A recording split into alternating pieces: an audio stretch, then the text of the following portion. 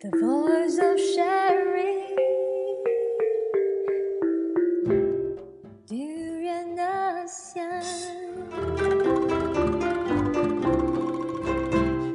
Hey, welcome back. This is Arlene, and what a beautiful Monday morning. Yeah, and this is Gowri, and you're joining us this morning for our top 10 news today. Yeah, so top 10 ASEAN news, and we have, a lot of interesting happening throughout the weekend. And for the start, I think what we were excited in these past few days were the World Cup. Yeah, definitely. We actually stayed up to watch Spain's first match, Spain versus Netherlands, on Friday. Unfortunately, Gowri's favorite team, which is Spain, didn't perform well that night. Yeah, not too well. But it was just the first game. I'm sure Spain will come back stronger. Well, I hope so, but I know Netherlands is definitely, on their foot ahead of Spain. Okay, you only know Van Persie, so you don't get to talk about that.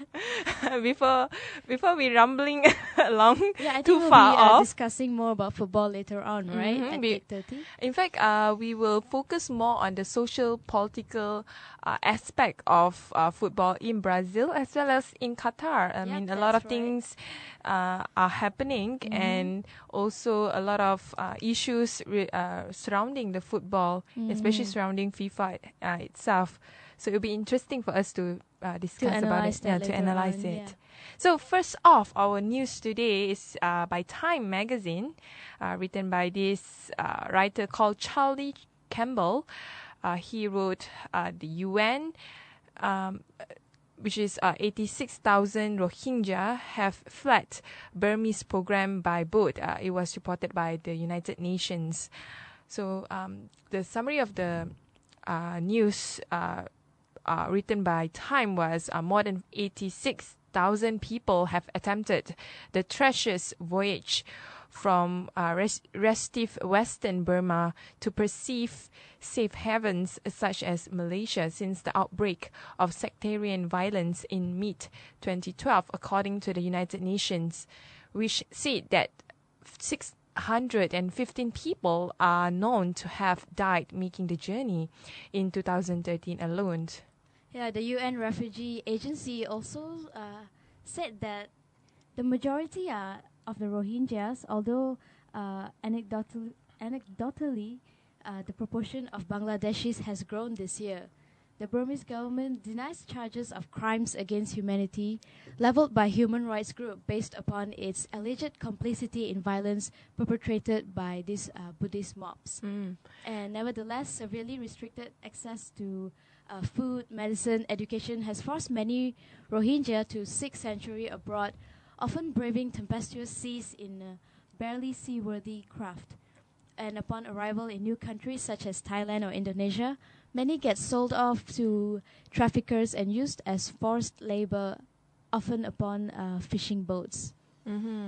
So, I mean, talking about the situation in Myanmar, and also they said that a lot of them fled to countries like Malaysia, a country like ours. And I mean, it's true, when you go to places in Kuala Lumpur especially, you would see a lot of ethnic Rohingya, begging for money and, just, paving their way in the city. But at the same time, I mean, Malaysia is also home to many other human traffickers and people, just fled from their countries, and then Malaysia is considered a transit, I believe. Yeah, and actually UNHCR is in charge of these refugees, and they have been trying to get all these refugees together to get them give them jobs, give them education. But then again, there's only so much that they can do for only a certain amount of people, and the rest of them, they might, like what you said, probably just end up begging in the streets. And I think human trafficking is becoming really bad in Malaysia as well as refugees, flooding this country. I mean, there are two sides of the story when it comes to refugee. This is what, from what I gather, the first side of it is, a lot of them, they don't have anywhere to go. And in Southeast Asia, Malaysia is the most stable country. And compared to Singapore, I mean, our security is actually quite lax. And that's why they consider Malaysia as a transit to another country.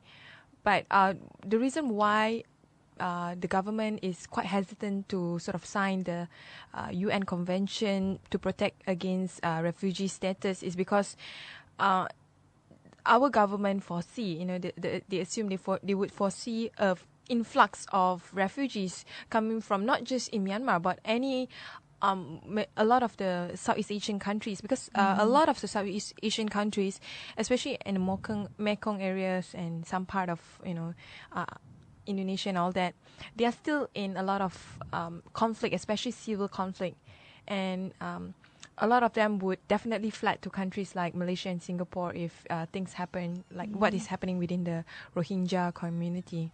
Also, a lot of people tend to confuse refugees with immigrants. They don't really know the difference between that. So these refugees actually don't really have a choice. Immigrants, you actually have a choice to go back to your country, whereas with these refugees, they are here and there's no way for them to go back because it's too dangerous for them to go back, and at the same time it's dangerous for them to survive in the country that they have chosen to escape to.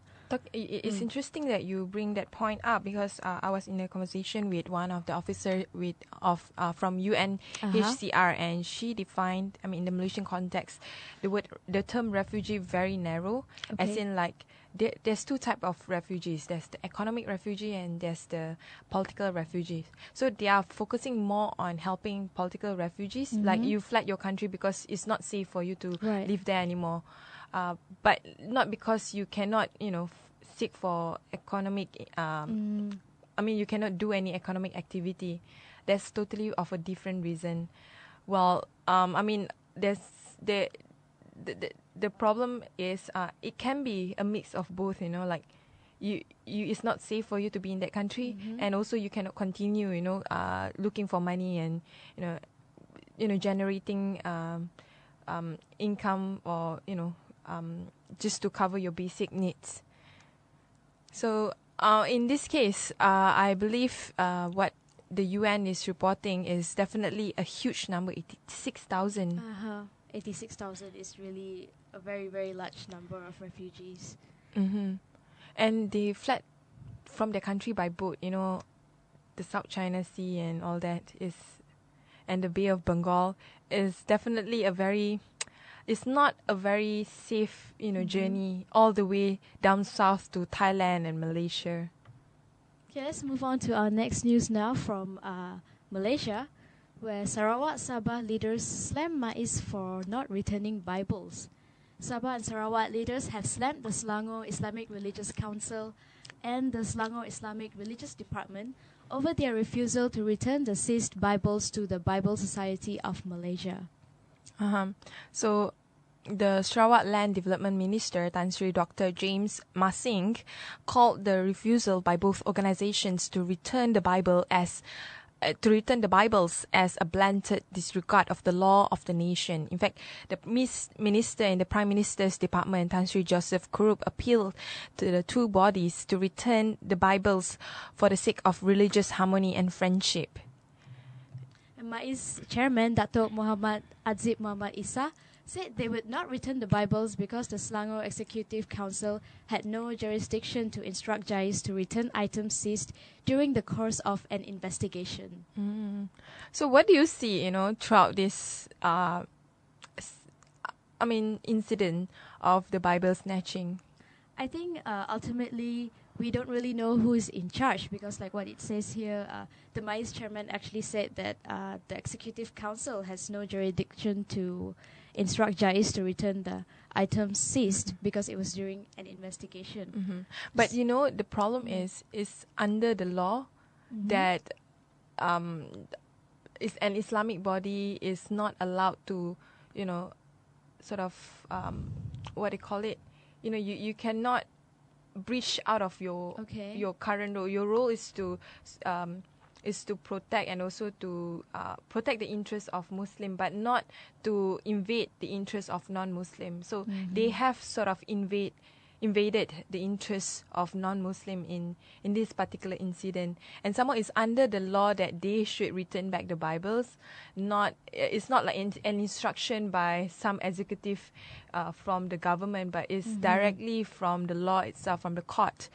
So I don't see why MAIS should say that we do not want to return it. And I'm quite curious also, like the role of government agency. I mean, of course, they should be independent from the state or the federal government, but at the same time, it's very confusing. I mean, I had this sort of discussion with my friends, and I was just trying to understand like what is the extent of their role and what is the extent of their power in terms of abiding the law and abiding and working together with the state and federal government. But I think I'm not too clear as well if it comes to the Selangor Islamic Religious Council and the Selangor Islamic Religious Department, as in maybe you want to explain the difference between MAIS and JAIS? Well, according to the explanation of our discussion last week, if I'm not mistaken, so JAIS is an implementing body, while MAIS is an advisory body, if I'm not mistaken. So they provide advice when it is needed, but JAIS is the one that go raiding around and enforcing the Islamic laws. So can JAIS actually refuse to comply to the court's order, as in they refuse to give back the Bibles? That is something that I'm asking myself as well. Okay. Like, I mean, they can act independently by saying that they do not want to return because it's part of the investigation. But is it something that is allowed under the law? That's something that I think is a whole new different question that altogether we should tackle. So the next one, from Malaysia, we move. Actually, not from Malaysia, but it's still back in Malaysia. It's still the same. From the Star Online, we moved to the Rakyat Post, I guess, from different newspaper. And the Rakyat Post headline was "Cop Security Guard Gunned Down in Sandakan." So bodies of two men with gunshot wounds were found at a construction house site at the 4th mile in Sandakan. So the victims were identified as Corporal Maidani Awang, a police general operations forceman attached to Battalion 15 in Sandakan, and a security guard at the construction site Ibni Hashim, and both were in their 40s. Omar ruled out robbery as the victims' belongings were found on them. He said no arrest has been made so far, and investigations were going on to establish a motive for the double murder. In fact, they were informed that there were a lot of construction workers working there at the incident, but most of the witnesses fled the area as they were believed to be illegal immigrants, and they called on witnesses to contact the people there. So it seems like there are some sort of like robbery issues happening in Sandakan. And I think, not so much to comment on this, but I feel that a lot of crime happen when there's a spike in terms of the gap between the very rich and the very poor. In the Sabah and Sarawak sense, I think it would be the problem of the social economic issues that is happening. Yeah, definitely. And the fact that they shot down a cop and a security guard itself shows that they were probably not happy with the way things were going on in Sandakan at the time. And I did interview some people, and apparently, the rich and the poor in Sabah and Sarawak is very much, there's a huge gap, between them, and at the same time, in terms of job security, is not as secure compared to Peninsula. And like we say, they're always left out in Sabah and Sarawak. They hardly feel like they're a part of Malaysia anymore because the federal government is always focusing on the Peninsula and kind of leaving them out. Anyway, let's talk about Indonesia for now. So the headline is "Garbage for Healthcare Program to Take Off in Indonesia." garbage for healthcare? That's a very interesting topic.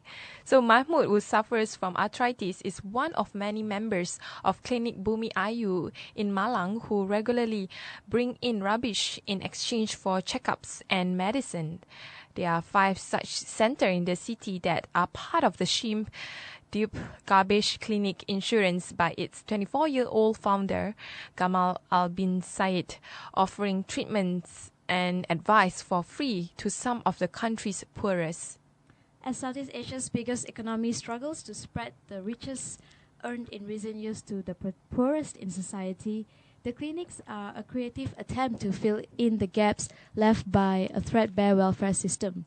The government this year began rolling out what is supposed to be a universal healthcare system across the sprawling archipelago of 250 million people. And Albin Said also decided to open a first center in 2010, actually, after hearing the story of a young daughter of a rubbish collector who died after contracting diarrhea because her family apparently could not afford treatment. Mm-hmm. Yeah, and people who want treatment at the clinic can bring in rubbish once a week on Saturday. They must collect 10,000 rupiah, or will be amounted to 3 ringgit worth of garbage every month to be a member of the scheme. And this qualifies them for 2 visits a month. That's very interesting, using materials that you wouldn't think of as something valuable, like garbage, in exchange for healthcare. Yeah, that's right. I think it's a very good grassroots effort over there, instead of how people are always blaming the government and waiting for the government to actually come up with something to help the people. These people are actually taking charge of the situation and taking actions and actually initiating something all by themselves. Especially for the poor people, by giving them something like collecting garbage, which is probably the most convenient way for them. Yeah, and I think I see this as a Southeast Asian problem. Like, there's no universal healthcare, universal education, and basic human rights is still at the very lowest level of awareness.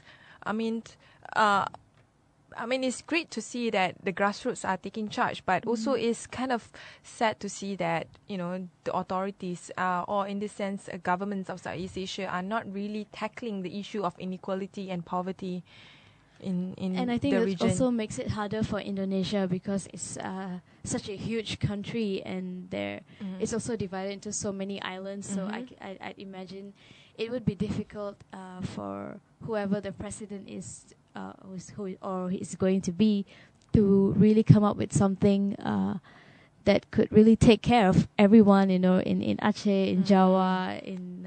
I guess I'm an advocate for. I'm an advocate for welfareism, as in, like, I believe in universal healthcare and education. I don't believe that, the government should take care of everything, but at least for the basic needs, it's a right for everyone to receive good healthcare. It's not like if you are rich, you can receive a much better one. If you are poor, you just get the very minimum healthcare services. But I applaud for this young guy. He's only 24 years old, and he's doing something for free, just to help the poor. And I think I read a quote somewhere that said, if the government is not capable of giving you what you want or what you need, then the government doesn't deserve to be a government in the first place. That is a very good quote. I think in Malaysia as well, they should definitely. They should ask it was the representative, by Kitwan Chai, I think, if I'm not mistaken, from his last book. This is a very good initiative, but I'm just wondering, like, similar initiative is being done in Malaysia, because if you remember last week, we reported on the news of government trying to crack down on the homeless people, and I'm just wondering, like, probably are there any NGO or grassroots initiative, to protect and to safeguard the rights of the homeless people to exist, instead of simply like banish them to somewhere that is unseenable to the public's eye. So let's move on to Philippines now. Philippines protests new China moves in Spratleys. So we're going on to the Spratly Islands now. So apparently the Philippines has filed another protest against China for its reclamation activities on a reef in the disputed West Philippine Sea, the South China Sea. The Philippines Department of Foreign Affairs said on Friday, June the 13th. And the reclamation activities have reportedly taken place on the McKinnon Reef located in the Spratly Islands in the West Philippine Sea, DFA spokesman Charles Jose said. Mm-hmm.